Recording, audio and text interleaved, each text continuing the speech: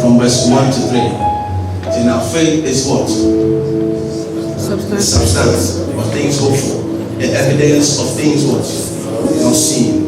But by 8 the elders obtain what? A good report. Let's go to verse 4. Let's go to verse 4. That's 3. Okay, let's read this together. Verse 3. Say, through faith we understand that the worlds were framed by the word of God, so that the things which are seen were not made of things which do appear. Hallelujah. You need to understand this concept of the spoken word very well. And I think we can end here. And this is one of the keys that we need the most. But the keys are 42. So, I don't know. There are 42 keys in the kingdom. But don't mind me. There's a few. So, the worlds were framed by the word of God. The world we live in, every created thing that you see, it was framed, it was fashioned by the word of God. Hallelujah. Amen. I want you to meditate on that line very well. The worlds were framed by the word of God. Now, if you want to also frame your life, what must you use? The word of God. Hallelujah. The world of prosperity you want to live in will be framed by the word of God. The world of healing and abundance you want to walk in will be framed by the word of God. Hallelujah. The key of the spoken word. I pray that we'll never forget when we open our mouth to speak. Amen. And we know that every word that we are speaking is carrying power. You can also create things. Amen. Because we have God's creative forces with that. When you read Genesis, you see that there were two creative forces at play. The first that came into being was the Spirit of God. He came to hover over the face of the deep. And the second creative force we saw was the word of God. He said, and God said, and God said. So many times from Genesis 1 all the way to 31. God said, God said, God said. So we saw the word of God and we saw the Spirit of God. Amen. All of us here have the Spirit of God. It's about time that we get the word of God into our spirit. Amen. There's a one thing to the word that will work for you is the word in your spirit. Amen. Many weeks ago, Pastor Efa taught us that the word that will work for you is the word that is in your spirit. Amen. Therefore, you will get there only by meditation. To take a lot of work and effort on your part to meditate on the word of God. Get it into your spirit and then you will speak it out. Amen. So you can speak it out from your mind because you've been told, but you will not see. You get frustrated at a point when you are waking up every morning to make declarations. I've heard people say, oh, you like declarations too much. Sometimes you say time, you don't see anything. The word must be in your spirit. Hallelujah. For that word to work for you. Meditate on the word of God. Look for the promises of God and meditate on them. Let them enter your spirit and then you will speak them out. Amen. Amen. I want to move on to our next key. As I said, we have 42 keys to go. Let me tell you, we're not in a hurry. Daddy's not around. It looks very, very late. So the next key is the key of giving. Hallelujah. So the key of giving. I want you to say, everyone say the key of giving. The key of giving.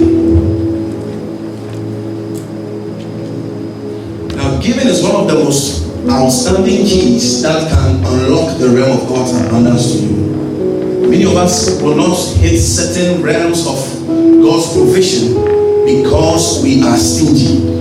We are stingy. When you are holding back, you know the world's principles will teach you that in order to gain more, you must save more. Or am I lying? When you learn the 12 principles of investment on the Google, the YouTube video you watch, they say you must save more to gain more.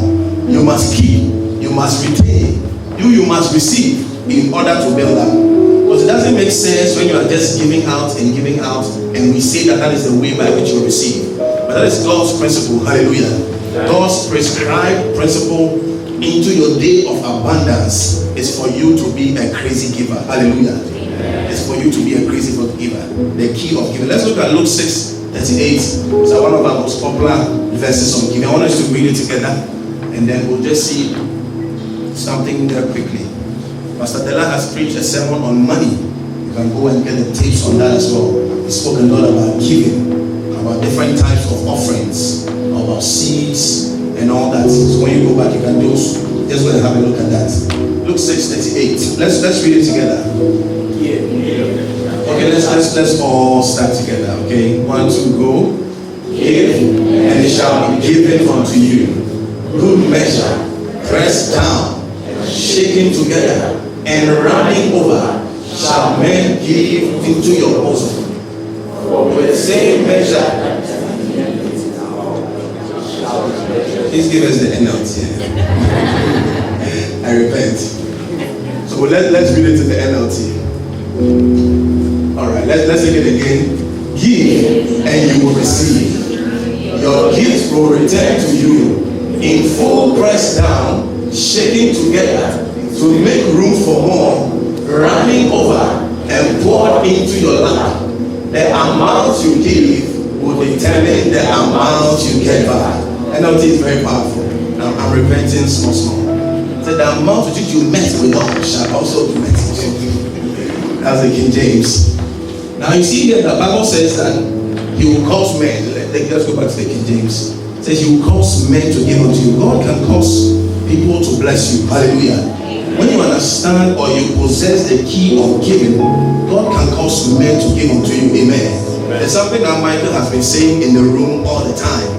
That one day somebody will just dash him a car. Or is it me the car? Who's been that the car? Okay, now it's both of us. But the declaration he always makes, almost every week, is that he doesn't have cars, but one day somebody will dash his cars. And I believe it will come to pass. Hallelujah. Read Ezra 7, verse 27. You know, somebody was praising God. He said, praise be unto God that He has put in the heart of the king such a thing as this. Amen. I believe that will testify that praise be unto God that He will put our worries, the things you are worried about, He will put it in someone's heart. The things you are crying for as needs, He will put it in someone's heart and cause the person to come and bless you with that thing. Amen. I'm moving on to the next key because we've dealt with this topic extensively.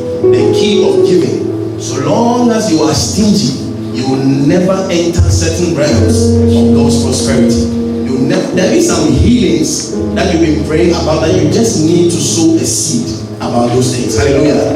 Some of you have relatives looking for jobs. Some of your mother's business is not doing well. You just need to sow a seed for that person. Hallelujah. And you will see God's abundance in Jesus' name. Amen.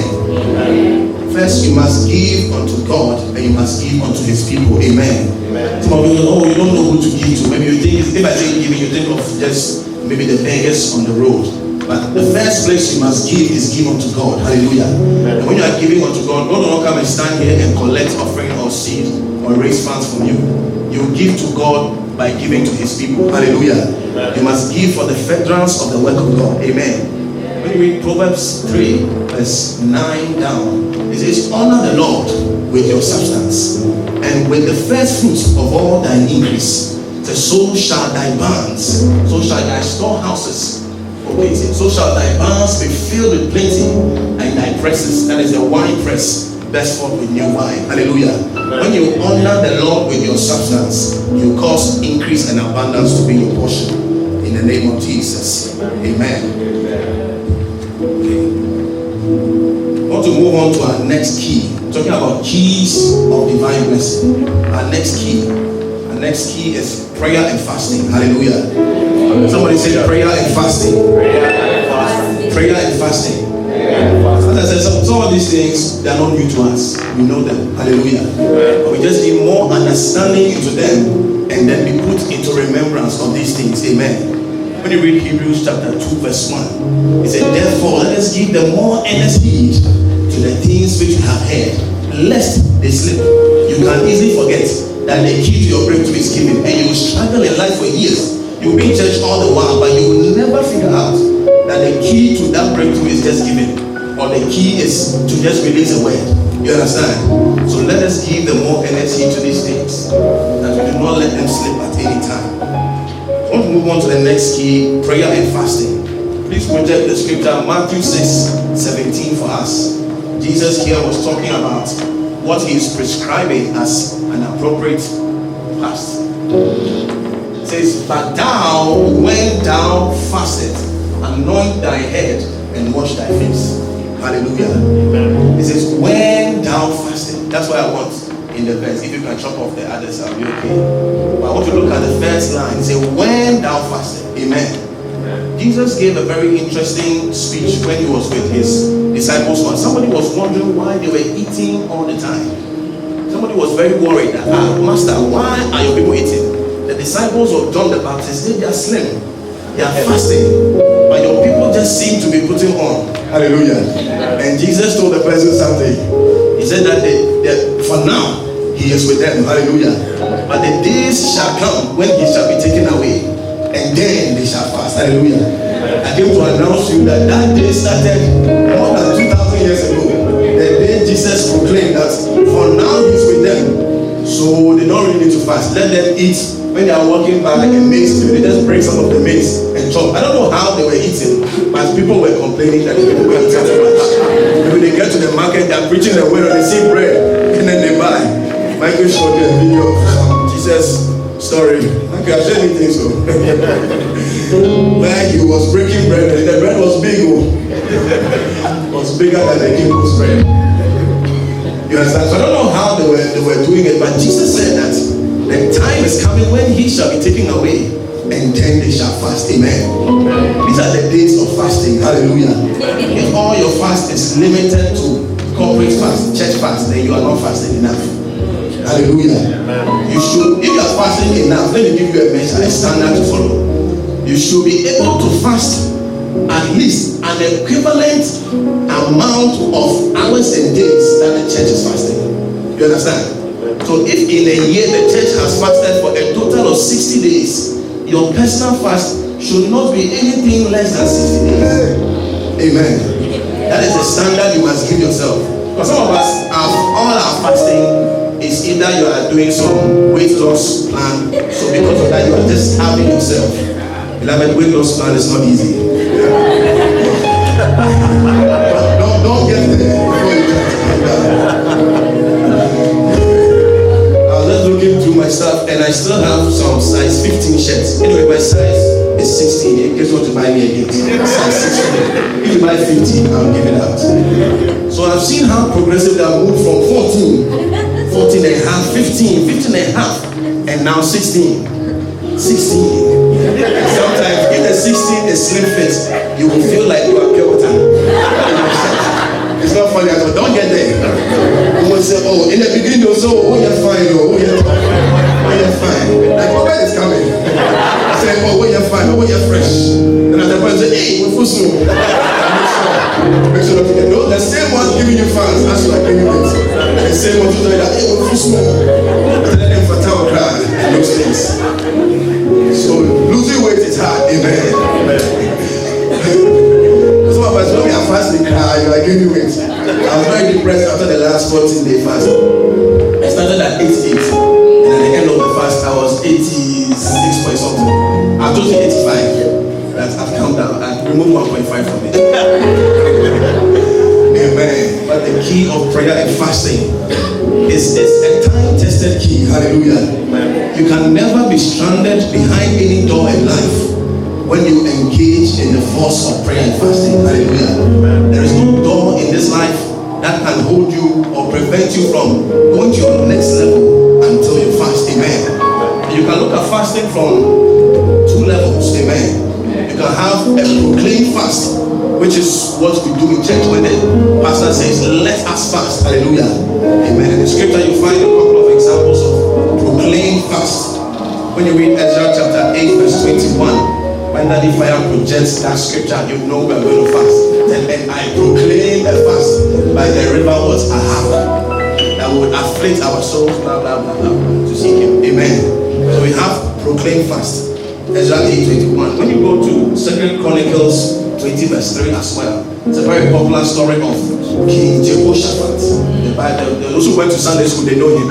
King Jehoshaphat. Those who did not go, you have heard of him in sermons. King Jehoshaphat. When you read from the verse 1, you realize that the children of Ammon and the Moabites, the Ammonites and the Moabites, they had come against him. Amen. And they came to a town near them, known as the town of En-Gedi. When you go a little deep, you realize that En-Gedi and Judah were only 30 miles apart. when you are a king and it's announced to you that two nations have encamped against you and they are only 30 miles apart. If you were walking even at 1 mile per hour, they are going to get to you in 30 hours. You don't have enough time to put together an army. You understand? You don't have enough time to sharpen your weapons and put together your arsenal and all that. You don't have enough time. 30 miles is like, I don't know how it's like on earth, but and okay, like Kaswa to Accra. Yes, that's 30 miles. My workplace is about 30 miles, so I checked on Google. So it's like Kaswa back to Kolu. And they are coming, hallelujah. Two nations have gathered there. By the time the first soldier reaches there, the last soldier is still in Kaswa. They are coming to destroy you totally. And so this king proclaimed the fast, and the Lord helped him. Hallelujah. The people were defeated in the valley of Beraka. Hallelujah. The valley of Beraka. So when you hear Beraka, you must hear fasting. Amen. Hallelujah. Then you shall buy one kakra. Amen. So Jehoshaphat, Ammon and Moab children wanted to destroy him, and they were come in a town called what? En-Gedi, which was 30 miles away from Judah. But the battle happened in the valley of what? Beraka. Amen. You are good Bible students. Amen. Just a proclaimed fast. You can also have an inspired fast. An inspired fast. An inspired fast. When you read Nehemiah chapter 1, verse 4. Nehemiah chapter 1, verse 4. An inspired fast. So when Nehemiah heard about the ruins of Jerusalem, he himself induced a fast upon himself. Hallelujah. Amen. You must learn to induce fast upon yourself. You mustn't wait for church fast. So this inspired fast is a personalized one. It's the one you do on your own. The proclaimed fast is the one that the church will do as a corporate body. But the inspired fast is the one you do on your own. I think there's more than enough inspiration in our lives for us to proclaim fast upon ourselves. Amen. When we were young, we used to fast on the days that we were born. How many of us used to do that? How many of us have stopped? Okay, how many of us have stopped? I used to fast Friday, coffee day, it's a very symbolic day, when you die. All those things used to help us. Some people are still continuing. God bless you. If you are a coffee here, you can add me in. Inspired fast. You yourself must call a fast upon yourself. Amen. Amen. I said you can never be stranded behind any door of life so long as you are engaging the force of prayer and fasting. Amen. That is a truth that will never be broken. When you engage the force of prayer and fasting, you can never be stranded behind any door. It's another popular scripture of prayer and fasting, Isaiah 58 verse 8. Many of us have seen it. Isaiah 58. When you read that entire chapter, you see how God prescribes a fast. You must lose the bands of the oppressed, do justice to the poor, blah, blah, blah. I want to read Isaiah chapter 58 verse 8. What the key of prayer and fasting does unto you. It says, then shall thy light break forth as the morning. Amen. Then shall thy light break forth as the morning. This verse is symbolic of a new dawn in your life. Hallelujah. The next level you want. How many of us want to go to the next level? You want to show my hand? I just want to see your readiness to go to the next level. It is prayer and fasting that will take you there. Hallelujah. The key of prayer and fasting will take you there. So then shall your light break forth. So some of our light is in obscurity. Some of the light is covered. Maybe in your ministry you've not broken through into certain levels yet. But the key to your advancement is prayer and fasting. Hallelujah. Amen. One of the most vivid stories that we see of this is in the life of Jesus. After 40 days of fasting, when the man came, there were so many testimonies about the man. The Bible said, and people marveled and people were amazed. When you read Matthew 5:26, I think 26 to 28, you find that as a people marveled after Jesus went to do fasting. For now, it seems like your ministry is ordinary. For now, it seems like your academics is ordinary. You are just floating. You are an average student. But after prayer and fasting, you break into that new level. Hallelujah. For now, you may be single. You've been single. You're just among the single population. But to break into the dating population, you need prayer and fasting to unlock that door. Hallelujah. And you have been dating for a while. To break into the marital group, you need prayer and fasting. Hallelujah. Amen. We just 40 days of movies here. 40 days of marriage shall come quickly. Amen. Bible said this kind goeth not out. I said there are 42 points. So we are going. Point number 4. Said today that is not here. Why? Now we cannot go anywhere. You see our true colors. Amen. Point number 4. Then go with your go Dr. Alpha, then you preach a show. No, 42 points. To share all of them with you. Alright. So fellowship with the brethren, amen. We're in the season where we're dealing with the series on the church. Our Father has told us so many things about the church. And this time I'm so glad and I'm so blessed to be in the church at this time. Hallelujah. Because of the kind of things we are hearing about the church, amen. Not overflowing, the church, the body of Christ. It is shaping our minds in certain ways, amen. And one thing you must understand is that when you fellowship with the brethren, it is also a key to unlocking your new doors. Amen. You see, you are coming to church all right, but if you don't have that at the back of your mind, then you will not be able to access the blessing of that. Amen. Let's read Psalm 133 verse 1 to 3. Then after that we'll go to Numbers 11, 25 to 27. So the Lord knows where I'm going with this one. It's something I've been writing on the page sometimes. Today I have to explain it to you. Amen. Psalm 133 verse 1. Let's read it together. Behold, how good and how for brethren to dwell. Let's read it together. Verse 2. Let's go. It is like a precious ointment upon the head that ran down upon the beard, even Aaron's beard that went down to the skirts of his garment. Verse 3. As the dew of heaven, and as the dew that descended upon the mountains of Zion.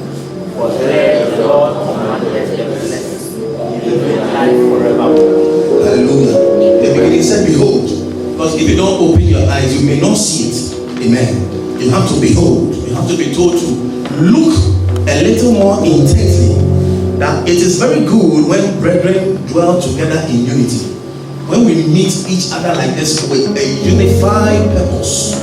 Hallelujah. The Bible said that it is a blessing. Just as oil flows down from the head of Aaron onto his beard, that oil must have been a lot. Because those days they had a lot of beard.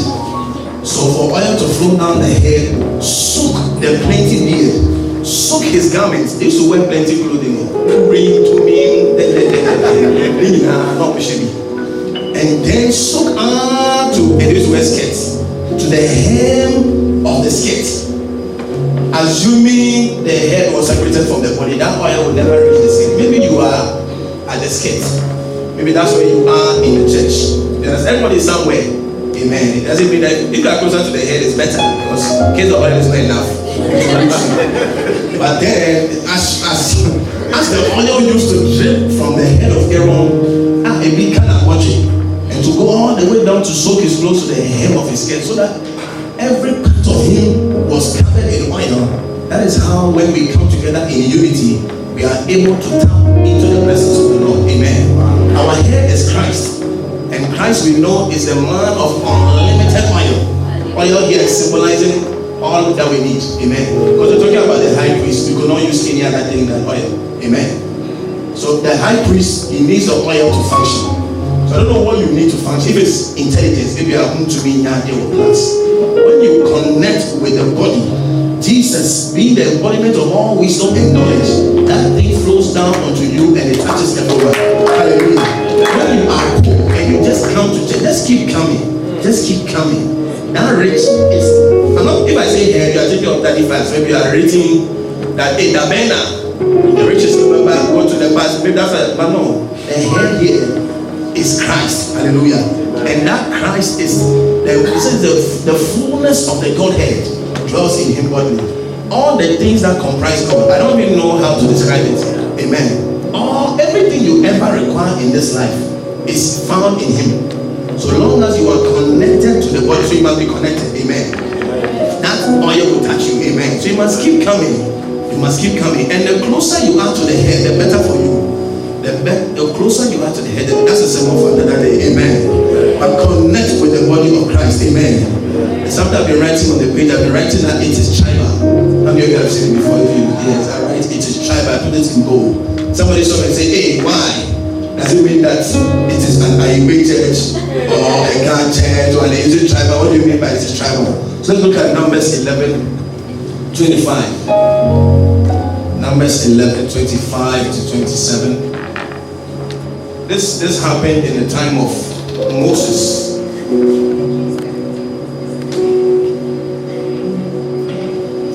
Okay, Numbers 11:25. Let's read from the top.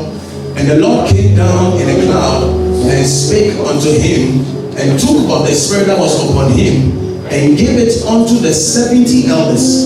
And it came to pass that when the spirit rested upon them, they prophesied and did not cease. So over here, Israel needed a new set of leaders. They needed leaders, and God wanted to anoint every one of them. And so they chose 70 people to anoint. Let's go on to verse 26. It says, but there remained 2 of the men in the camp. The name of one was Eldad, and the name of the other Medad. I don't know if they were brothers, and their father was called Dad. Eldad and Medad from Dad. It says, and the spirit rested upon them, and they were of them that were written, but went not out unto the Teadenim, and they prophesied in the camp. Verse 27. No, this is our last KJV verse. And there ran a young man and told Moses and said, Eldad and Medad do prophesy in the camp. So the people had gathered at a certain place, the 70, but actually they were 68. There were 2 of them that were outside, but they were part of the 70. Amen. I want you to understand this very well. It doesn't mean that you should be outside the church and at any given camp. Their identification with the rest of the 68 was in the fact that they were the chosen 70 to receive of the blessing or the anointing that was upon Moses. Amen. So if you don't identify with any particular body, any particular gathering, you are not, this blessing is not for you. Hallelujah. So we say it is tribal.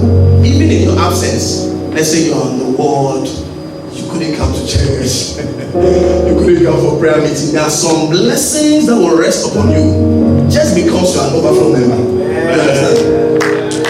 It is tribal like that. Some of you find it hard to believe because you feel that you who came, no. You who came, there's a special blessing for you. Hallelujah. You will not be the same. The 68 will not be the same as Eldad and Medad. And I want to continue about the 2 of them. When we go to heaven, we go and look for them. Eldad and Medad. How was the rest of the ministry like? But the point of note here is that once the 2 identified with the 70, the blessing that came upon the 70 came upon them, even though they were not physically located where the 68 was. Hallelujah. This is not an excuse for missing church. That, oh, you identify by picking a tight card. I have identified. Because the Alpha says we should just identify and we will be blessed. But you must be part of the family. Hallelujah. So in the tribal, amen. There's a blessing of the Lord for Overflow Worship Center. There's a blessing of the Lord that is upon our man of God. There's a certain grace that He operates in. And when we connect one with another in the body, as you are seated here, we are blessed. Hallelujah. So every single gathering you come for, you are blessed. Amen. When I come for a prayer meeting or I come for church service, and maybe you feel like it didn't go the way you were expecting it to go, you are living blessed. Hallelujah. Some of us expect to fall down. I don't know, I can count how many times we are falling down in this church, but we are blessed. Hallelujah. Some of us expect a very direct prophetic word. If you go for this, before you know that the meeting was